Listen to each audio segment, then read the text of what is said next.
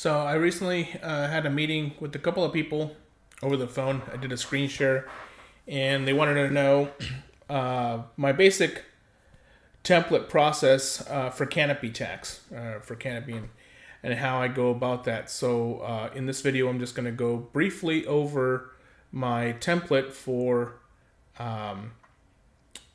my tasks. And it works really well. It works for me. This is by no means the end all be all, but it's my 7-step process.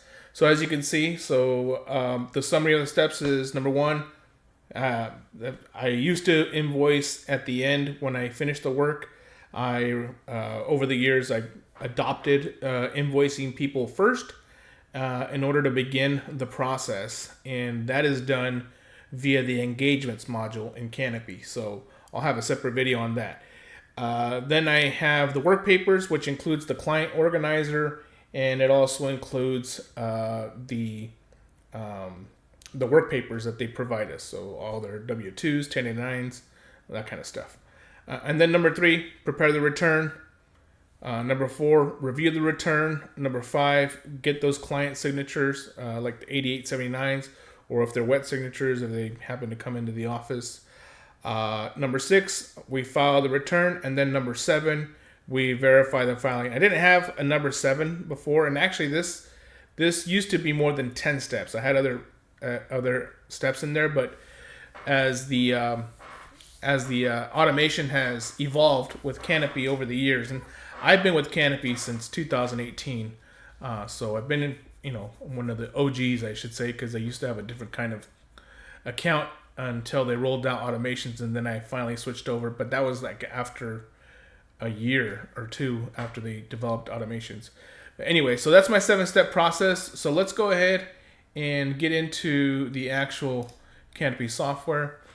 So what I have here is my actual client template for 1040 tax return, and you can see the tax name. I have the boiler text plate for tax year, and then 1040 return for, and then the client name. So whenever this gets created, so after the engagements get signed by the client and they pay via the engagement, then this automatically gets created, and automatically we'll have the year and then the client name, obviously. The assignee is right now I have it currently set to me. I don't use tags. I haven't really evolved that much, but that's something for the future. And then obviously it has a return type, and then I don't have budgeted hours here because I don't really bill by the hour. What I do is I give the estimate in the engagements, and you'll see that in a separate video. But I don't use the budgeted hours here. What I do is that each subtask has a budgeted amount of time that it should take me, and that's based off of my historical for myself. And that's kind of like a goal that I have for anybody that comes to help me out to do this. Something new for this year is the enhanced scheduling for recurring tasks. So this is the first year that I'm going to use this part because it was in beta for a long time. So I'm going to have this repeat annually on a scheduled date, which is going to start on January 1st. So these tasks will automatically be created. Actually, come to think about it, now that I have it tied with the engagement, I'm going to actually turn this off because I don't want that to turn on. Well, what had happened is this would have created automatically no matter what after this task is completed. And I don't want that to happen because I don't want to have all kinds of crazy tasks in my Canopy. I want it to be based off of the engagements that I create, going back to getting paid up front for the service. So I'm going to go ahead and turn this off, and I'm just going to save that, and I'm going to go back to into edit mode so we can go back in there. And this is raw. This video is raw, so it's very, very vanilla, and I might make some changes on the fly. I'm not going to add any dates here. I don't want to have a relative date for the actual start and end date of the task. I want it to go based off of when they sign the engagement, pay for the service, then this task triggers and gets created. So that's why I don't have a date set up here. So the first thing, you can see all the automations that are available or that are created, and they all are aggregated here in this section from all the subtasks that you'll see below. So I'm not going to spend a whole lot of time on this part. So I'm going to go ahead and skip down to the first subtask. And if you recall from our, the first subtask is the invoice. So the invoice, this is the details of the invoice. And you can see here, I put down that this is the most important subtask. All new clients must prepay via the engagements module. But there is some clients that make special arrangements. Maybe my longtime clients, the ones that I really don't have a problem, that I know they're going to pay. It's just maybe old timers. They're just used to paying after the work is done because they have questions or whatnot. And so that's okay. If they make special arrangements with management, we're going to want to confirm with management, and then we update the status accordingly, which is either in progress or completed. And that's important. All the progresses here, all the statuses are super important because depending on what the status is, that's what triggers subsequent subtask. So the subtask name is invoice. I don't have an assignee yet, but in here, this is where you have to pay extra money for people that are going to have access to the different modules of Canopy, and I'll talk about that in a separate video for all the licensing needs. So right now, it'll all be assigned to me, and that's why I have it set up, if you recall, at the main task level. Again, no dates here. This is going to be relative based off of the task statuses. So that's what triggers the creation of the next subtask. So you'll see here I have a checklist here: verify the invoice auto creation when the engagement is signed by the client, and then we ensure invoices paid in Canopy. So that's basically a couple of checkoff items as you are going through this invoice subtask. If you look at the automation here, it says when the task is created, so that's the main task, the 1040 return task. When that is created, then this subtask is set to not started. And you're going to see this for every single subtask. I have this automation automatically created. What used to happen before when I first created this template is I didn't have this automation. And what would happen is when I created the task and all these subtasks were created, they were all set to no status. And I didn't like that because I didn't really see a value in that when I was running reports out of Canopy, because there was a bunch of subtasks. When you run a report by subtask, everything was had no status at all, and so you really couldn't get any value out of that. So what I did is I made everything to not started, and that is a lot more helpful. So you'll see that for every single subtask, and that's pretty much it. So that's the first one, and basically when you get done with this, you set it to complete. So after these two things are done, you verify the invoice was auto created, you check that off the list. When the invoice is paid in Canopy, you check that off the list. And that's a little bit deals with licensing too, because there's a way where you can actually, or not licensing, permission and roles in Canopy. You can set it up where they don't have access to view the invoicing side. So if you have a contractor or lower level staff that is doing this for you, they may not be able to verify the invoice if you don't want them to see the income side of this process. So this might be something that you do, but that's easily done because you can just assign that to you, and then you can make sure that it's paid, which basically kind of makes the subtask description a little moot. But I'll leave that up to people to make that decision. So this is what works for me. I just make sure the invoice is paid in Canopy, since I'm pretty much a solo guy. Then the next task, work papers, right? So that's when this is done. When the engagement is created, there's an email that is automatically sent to the client, and obviously they get access to the client portal, and then they can start uploading their work papers or their documents, their tax papers, and they can also start filling out that client organizer.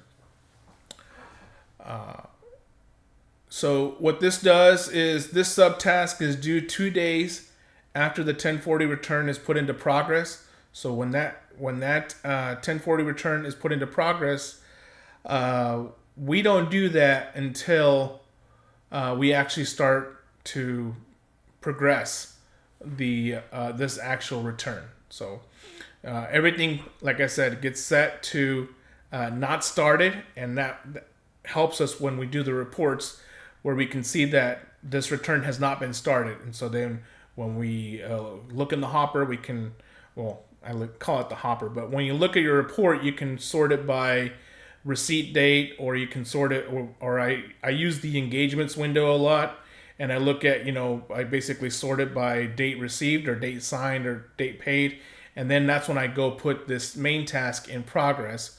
So this subtask, the work papers, is due 2 days after the tax return is put in progress. So basically what this means is just basically kind of, it'll give me a little reminder will pop up right here, notification, and notifying you that this 1040 return, this work papers subtask is due.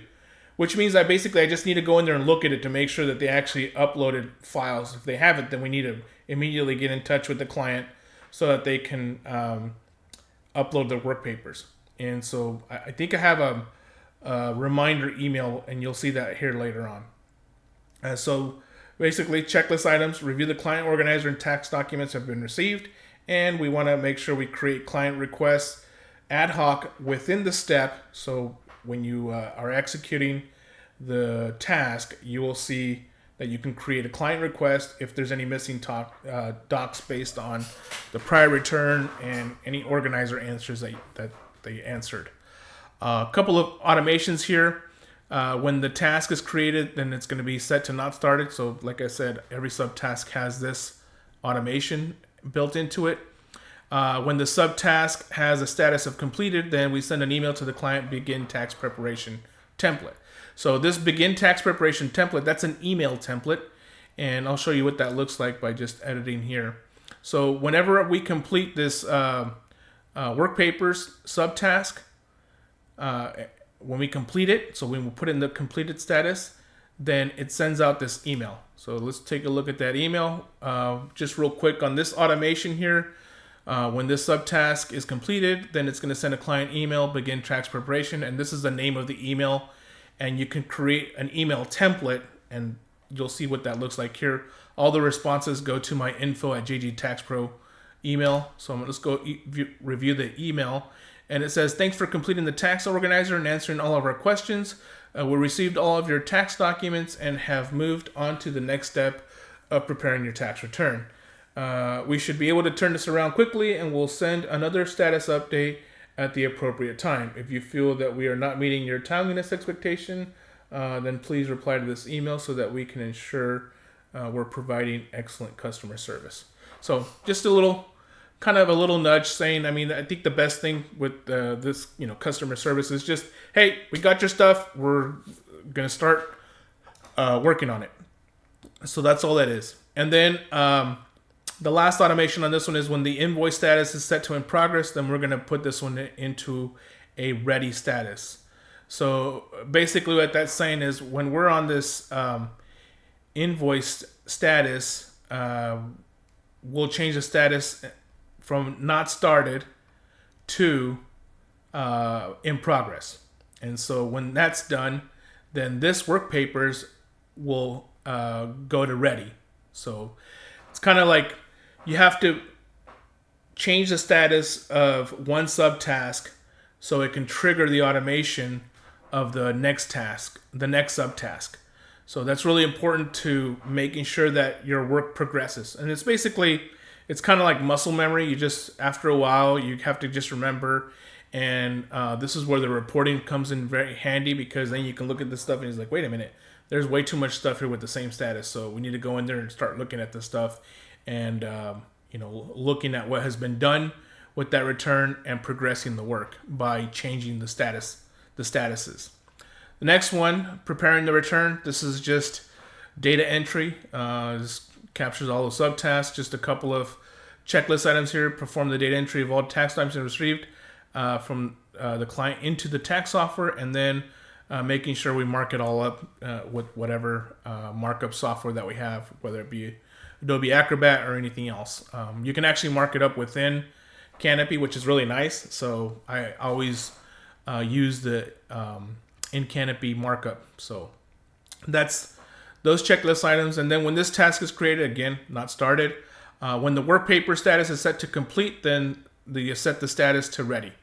So yeah, when we finish the work papers and we verified that we got all the work papers, and that might be a couple of emails back and forth with the client or client requests. So I'm trying to get away from emailing the client. I'm really trying to get them to adopt using the client portal and the statuses. So if you use the client request feature, then it forces them to answer in the client request, which triggers your notification, and then you can monitor those and drive the progress that way.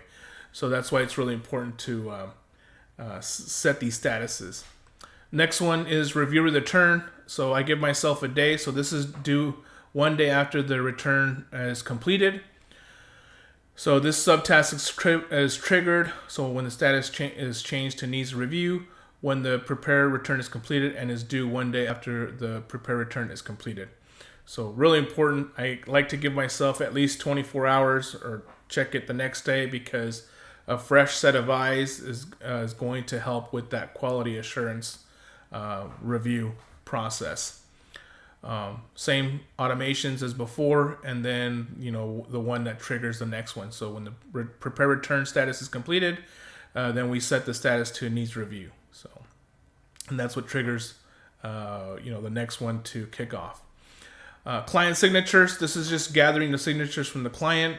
This task will automatically send an email reminder 1 day before the due date of the subtask, and this is due 2 days after the return is set to complete. So after the review return is set to complete, it's due 2 days after that. So 1 day before that, it's going to send a reminder email to the client, say, hey, you got to go in there and sign these documents.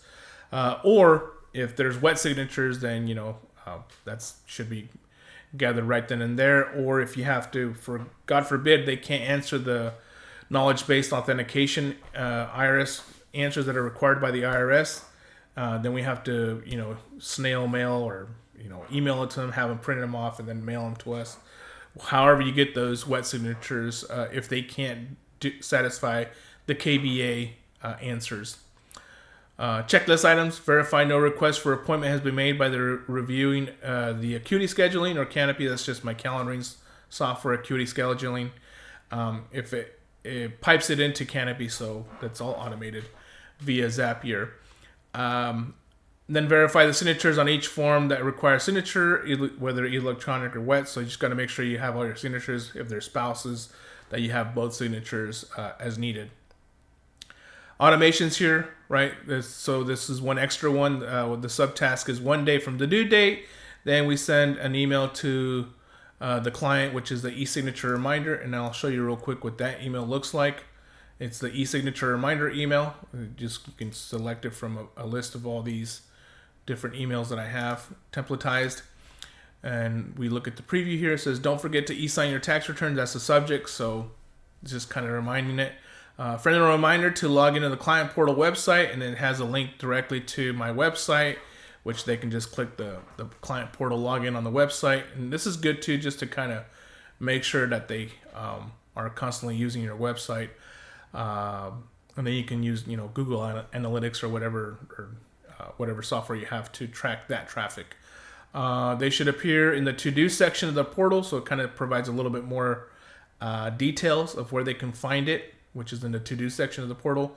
Once you sign the return, then I will be able to electronically file a tax return, and you will have achieved freedom from yet another tax season. So I'm just trying to make it fun. So that's the email that gets sent to them. Again, the not started automation, and then the ready automation. So you'll see that theme, and as long as you can remember that, I think you'll have a lot of success in creating your own automations. Again, this is by no means the end all be all. Then the last one, or I guess the second to the last one, is filing the return. File the return subtask is due 5 days after the invoice is completed. I can't really remember why I put this. I have to think about this. I know there was a reason why. When this subtask is completed, an email is automated. Oh, okay, it's for the email. I think that's why I did it. I wanted to have a due date on filing the return of 5 days, and I think that's just to make sure that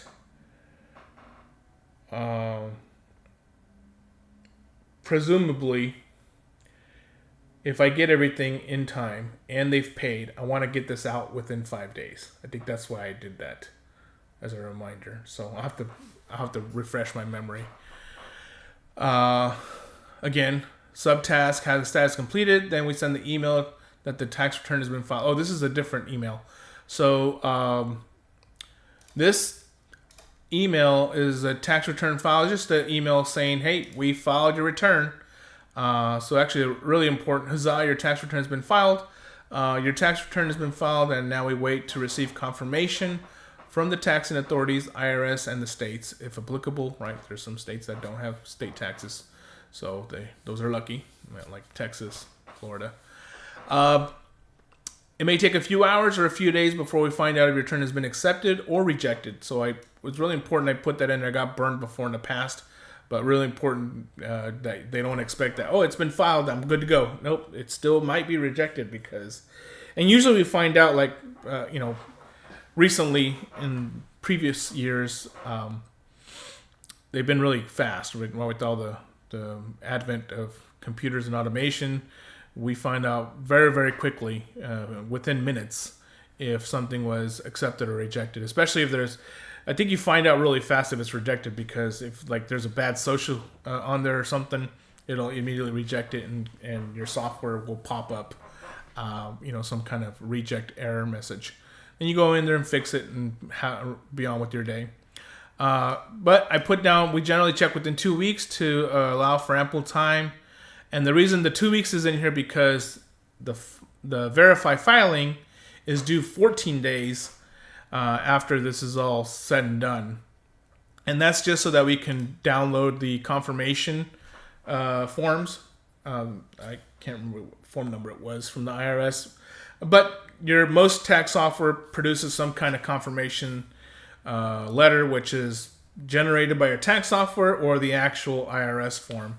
And then some states don't have it at all. They just have, I know California doesn't have one for my tax software. It just has that it was electronically filed. I know why, because California automatically accepts the tax filing if the IRS one is accepted. So if the IRS is accepted and you have success with that, then the California one is automatically accepted. At least in my tax software, I think that's actually law or by policy from the Franchise Tax Board.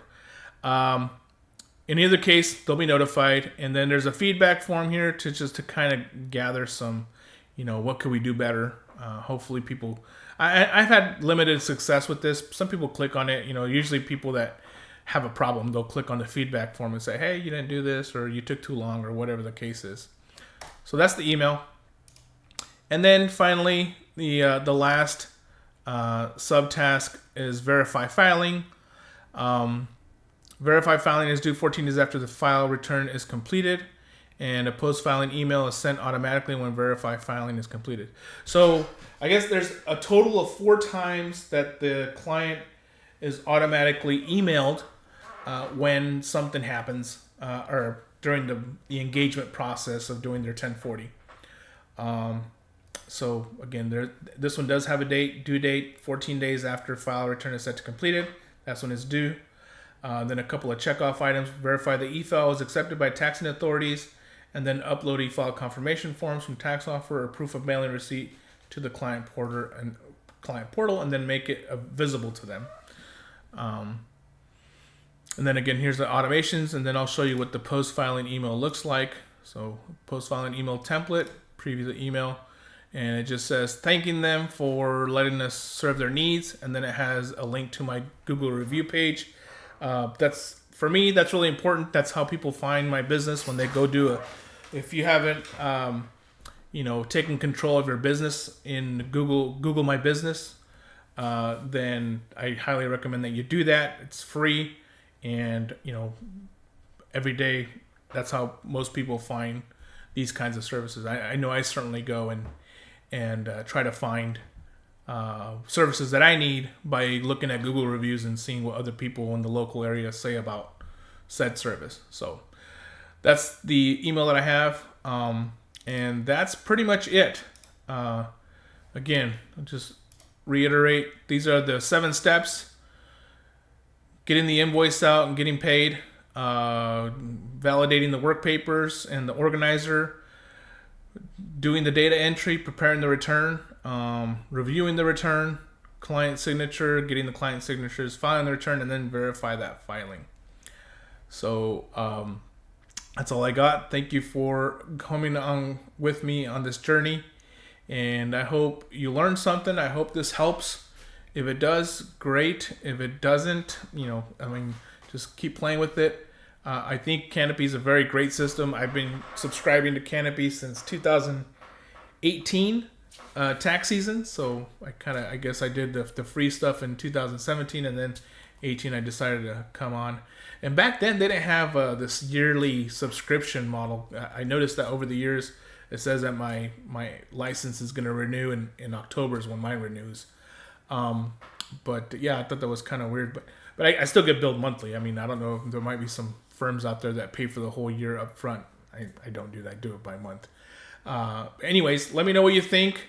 I hope this helps, and I'm going to try to make this available as quickly as I can. I figured there's no way to export your template from Canopy. It's one of my ideas on the idea board in Canopy. So if you go look for my name and vote on it, so that maybe they can make that available. Maybe they don't want to, because a lot of people hold on to this kind of stuff very close to their hearts, as we discussed with different people, the phone calls that I've been with. But I think it's important, that we share. The more we share with each other, and then we're going to demand more from those vendors, and consequently they probably might raise the prices, but at least we're going to get better value. And we're going to get what we collectively need out of these practice management softwares. So thank you, and that's it for now.